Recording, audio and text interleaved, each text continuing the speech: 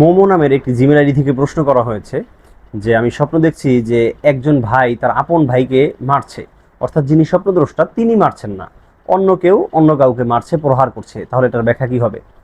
দেখুন, আমরা ইতিপূর্বে বিভিন্ন ভিডিওতে আলোচনা করেছি, যদি কেউ কাউকে মারতে দেখে, প্রহার করতে দেখে, তাহলে সেটার ব্যাখ্যা কি হতে পারে।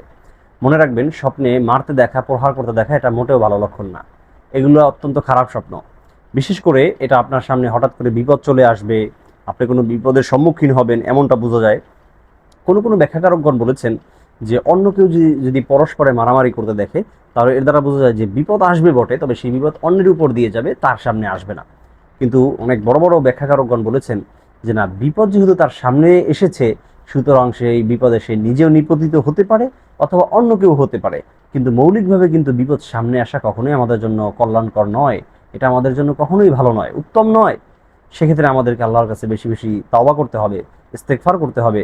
সুযোগ থাকলে আমাদের জন্য দোয়া ইউনুস, লা ইলাহা ইল্লা আনতা সুবহানাকা ইন্নী কুনতু মিনাজ জালিমিন, এই দোয়াটি পাঠ করতে হবে।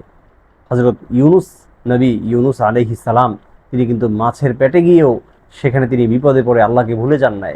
তিনি সেখানে গিয়েও আল্লাহকে স্মরণ করে এই দোয়াটি পাঠ করেছিলেন। এবং আমাদের নবী মুহাম্মদুর রাসূলুল্লাহ সাল্লাল্লাহু আলাইহি ওয়াসাল্লাম বিপদে পড়তেন, সাথে সাথে তিনি সালাতুল হাজতে দাঁড়িয়ে যেতেন, নামাজ পড়তেন। যখনই বিপদ আসতো, সাথে সাথে তিনি দোয়া পড়তেন, আল্লাহুম্মা ইন্না নাজআলুকা ফি নুহুরিহিম ওয়া নাউযু বিকা মিন শুরুরিহিম। এইভাবে বিভিন্ন দোয়ার আমলগুলো চালিয়ে যেতেন।